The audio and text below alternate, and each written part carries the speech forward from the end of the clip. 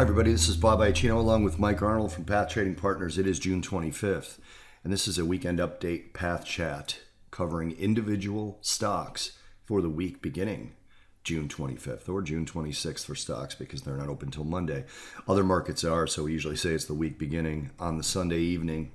But never mind that, if you are interested in a recap of last week, along with a preview and some estimates of important economic data coming out this coming week, check out about the first 10 minutes or so, maybe 12 minutes of the FX Path Chat, which is also a weekend update and is up on our YouTube channel right now. And if you're interested in FX, you can continue to watch that. If not, Mike's going to go over the individual stocks we've been watching and possibly a couple of new ones. So without further ado, let me turn it over to Mike to let you know what he's seeing on the charts. Mike, it's all yours. Thank you very much, Bob. So some doubles. We're still following FNSR. Hit stop reduction, now it's rallied back up, but still not beyond their stops, so still in play. NRG pulled back since the trigger, it's turned back up over the last few weeks, still below the entry, so we'll just have to see what happens with that. FCX still holding at the stop reduction zone, nothing else to report there. FNB, big drop today. Back down. We've already reduced our stops, so we're going to see if this hits both the targets. Qualcomm, we're watching. This is a confirmed double, but not yet triggered for us. We needed a close above this 59.04, which we have not received, yet it's still in play. It's not yet a triple bottom, so that's still in play. Something we mentioned on the podcast a couple weeks ago, Shake Shack. Now we finally pulled back to the rotation zone, so anybody looking to get in Shake Shack here, or if it pulls back slightly more next week, that's good entries. We're still watching for them to turn up to the right around the 40 to 40.88 level.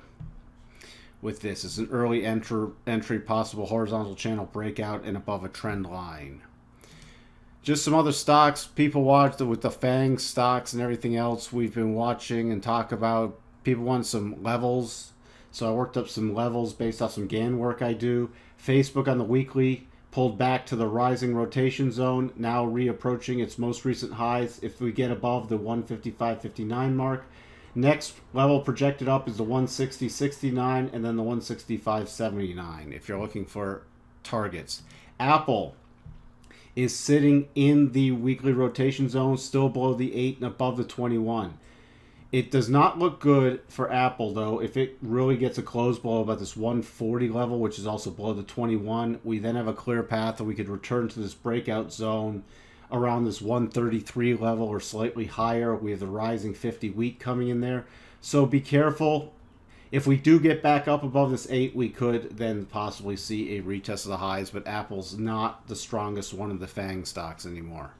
Amazon, on the other hand, did make a new recent high this week, pulling back slightly. You can see it came off the weekly rotation zone, rotated back up. If we do continue higher, 1054.80 is the next projected target. Then beyond that, we have 1093.10. Netflix also returned to the rotation zone, moved back up. Now it's back up above the 8, so we should see a return to higher price levels, but it's drawn a key line in the sand with this low. So if you get a close below this last week's low, watch out. We could see a much bigger retracement. Last week's low was 154.50, so that's a critical level to watch. But if you're able to get some in the rotation zone, you can even take some partial profits. If it's a trade, you can take some partial profits as it pushes back into its recent highs. Nvidia also not looking so good. It did get above this is on a daily chart, pulled back into its rotation zone, came back up, but failed at the 75 level, which is where we don't want to see things fail. Now pulling back into the rotation zone. On a weekly basis, we're still way extended from the 8, and this is not giving us much information, which is why we are watching this on a daily basis. So we could see, especially if it does get a close below this 21, which is coming in about 148 to 149, then we could see a much bigger pullback to the rising 8 on the weekly. Microsoft came down to rotation zone, rotated back up, sort of holding flat this week. but this is a pretty good sign for Microsoft, so not too concerned about it unless we pull back into the lower ends of the rotation zone. There's lots of support coming in about this 67.20 area. If we do get below that, you could see this gap fill down to 66.40, and then we'd be watching to possibly accumulate around 65.74, but holding firm above the rotation zone for now. Tesla, new highs this week. If it continues to push higher, 394.35 and then 404.44 are the next key levels higher to watch for. You can see push sideways, rotation zone came up, and now it's pushed higher. This is on a daily basis. On a weekly basis for Tesla, this is getting really extended from the 8.